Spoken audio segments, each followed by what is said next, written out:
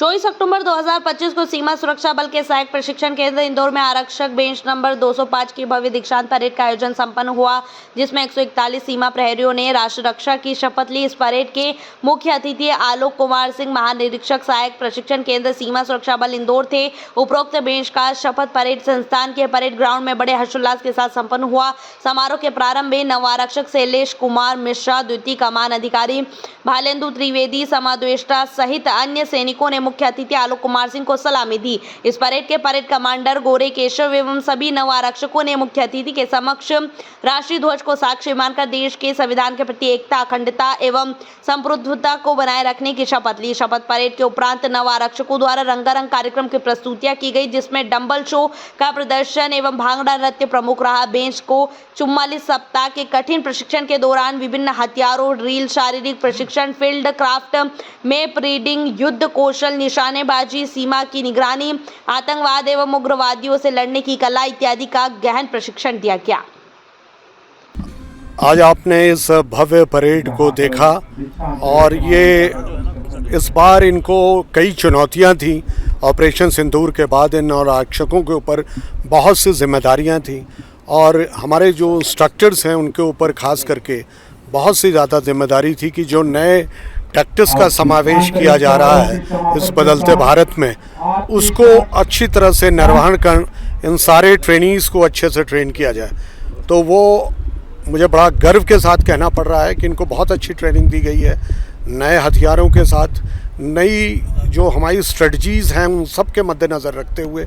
और ये अभी वेस्टर्न बॉर्डर्स पर मुख्य रूप से जाएंगे और वहाँ पर इनका जो शौर्य है वो आपको उनकी गाथाएं जल्दी सुनने को मिलेंगी। सर मेहनत में हमने बहुत तरीके से, जैसे पीटी हो गया, ड्रिल हो गया, वेपन्स ट्रेनिंग हो गया और बहुत तरीके की जो है लॉ, बैटल एनालिसिस, बहुत तरह की टैक्टिक्स सीखे सर। आज का दिन सर बहुत खुशी का दिन है हमारे लिए, हम सभी बैचमेट होंगे। जिस तरह से मेहनत करी इस यहाँ तक पहुँचने के लिए आप लोगों ने, परिवार ने किस तरह से आपको सहयोग करा? परिवार का तो सपोर्ट था ही सर, खेती किसानी चाहते हैं, बाकी खेत में जाना, सुबह शाम रनिंग करना, ये करना। आपराधिक गतिविधियों में लिप्त थाना द्वारकापुरी क्षेत्र के शातिर बदमाश आकाश पिता मांगीलाल मालविया, उम्र 28 वर्ष, निवासी दिग्विजय मल्टी द्वारा मल्टी के सभी निवासियों को बताया जाता है, सूचना दी जाती है कि पुलिस कमिश्नर महोदय नगरी इंदौर द्वारा आकाश मालवी पिता मांगीलाल मालवी इसके आपराधिक वृत्त को प्रतिबंधित मार्गों पर प्रवेश करने वाले भारी वाहन चालकों के खिलाफ यातायात पुलिस के द्वारा लगातार कार्रवाई की जा रही है।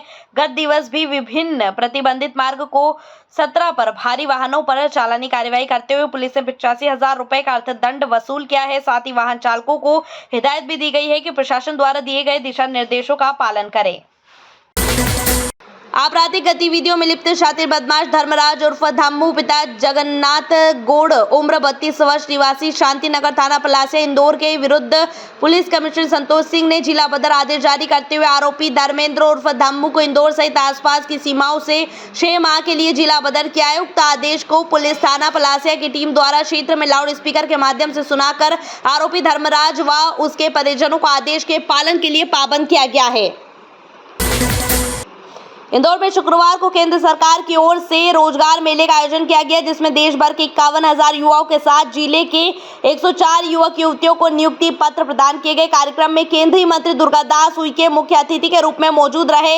इसके अलावा शहर के सांसद शंकर लालवानी भी शामिल हुए। कार्यक्रम के दौरान पीएम नरेंद्र मोदी ने वीडियो कॉन्फ्रेंसिंग के माध्यम से आम लोगों को संबोधित किया और रोजगार पाने वाले युवाओं को बधाइयां भी दी गई। पीएम मोदी के उद्बोधन के बाद युवाओं को ज्वाइनिंग लेटर भी वितरित किए गए। कार्यक्रम को संबोधित करते हुए केंद्रीय मंत्री उइके ने कहा कि प्रधानमंत्री नरेंद्र मोदी के कुशल नेतृत्व में देश की युवा शक्ति को सशक्त करने के लिए रोजगार मेलों का आयोजन किया जा रहा है। इन मेलों के माध्यम से अब तक 10 लाख से अधिक युवाओं को रोजगार उपलब्ध कराया जा चुका है। मंत्री उइके ने जानकारी दी कि आज इसी श्रृंखला में पूरे देश के अंदर 40 स्थानों पर रोजगार मेले का आयोजन हो रहा है।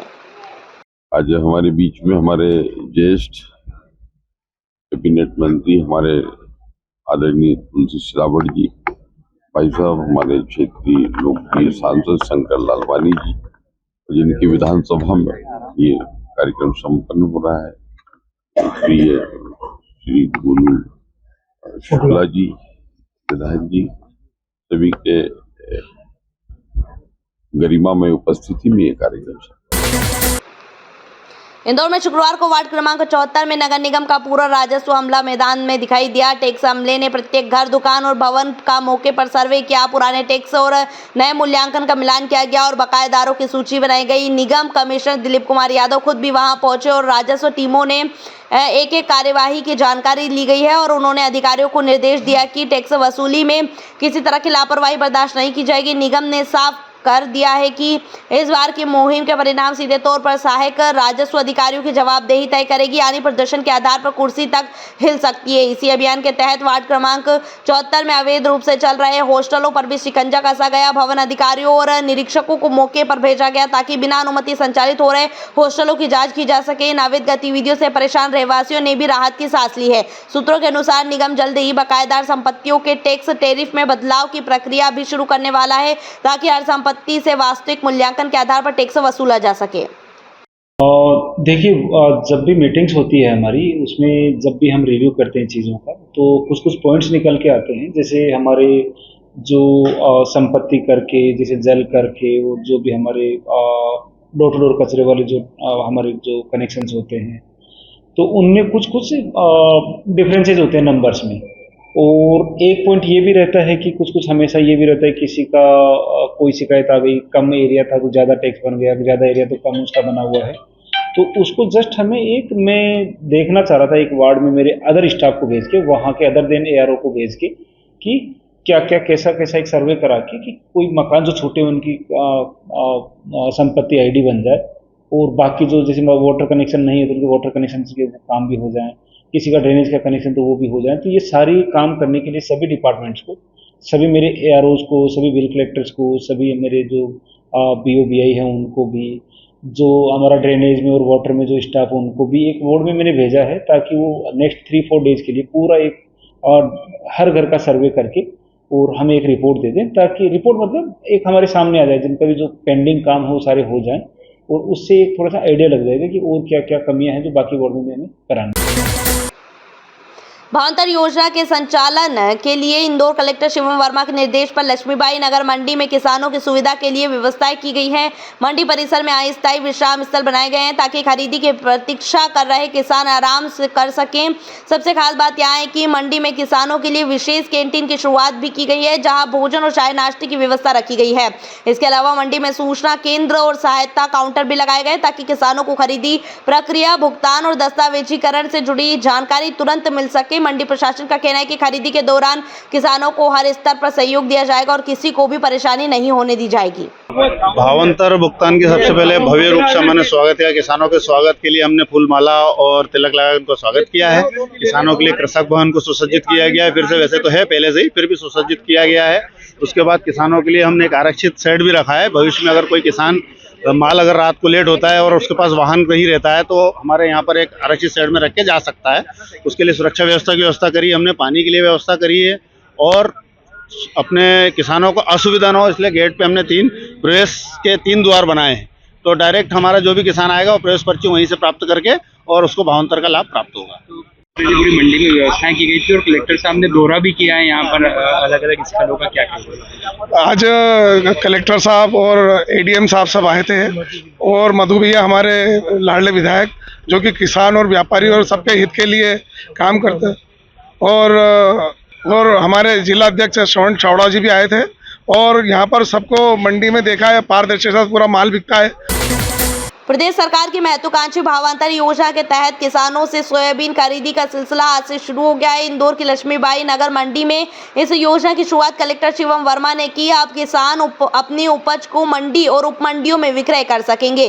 सरकार की इस पहल से किसानों को बाजार भाव और समर्थन मूल्य के बीच के अंतर की राशि सीधे उनके बैंक खातों में जमा की जाएगी। इंदौर में 61 केंद्रों पर यह खरीदी होगी, जबकि जिले में 46,046 किसानों ने पंजीयन करवाया है। देखिए, माननीय मुख्यमंत्री जी के निर्देशानुसार भावांतर योजना को इंदौर जिले में संचालित किया जा रहा है। इंदौर जिले में बड़े उत्साह से सभी कृषक भाई इसमें भाग ले रहे हैं। कुल 46,000 से ज़्यादा पंजीयन हमारे कृषक भाइयों ने इसमें कराया है और जैसी माननीय मुख्यमंत्री जी की मंशा है कि सभी कृषक भाइयों को मंडी में भी उचित भाव मिले, उचित व्यवस्था मिले, तो आज उसी क्रम में यहाँ पर निरीक्षण भी किया गया। हमारी लक्ष्मीबाई नगर मंडी में सभी व्यवस्थाएं हैं यहाँ पर और 4775 का अच्छा रेट भी जा रहा है यहाँ पे सोयाबीन का। तो निरंतर हमारी पूर्वी प्रशासन की और मंडी की टीम इसमें नजर बनाए हुए है और माननीय मुख्यमंत्री जी के स्पष्ट निर्देश हैं कि सभी कृषक भाइयों को अच्छे से अच्छी व्यवस्था मिले, उनको किसी प्रकार की असुविधा ना हो, तो इसका पूरा ध्यान रखा जा रहा है और बड़े उत्साह से सब हमारे कृषक भाई इसमें भाग ले रहे हैं।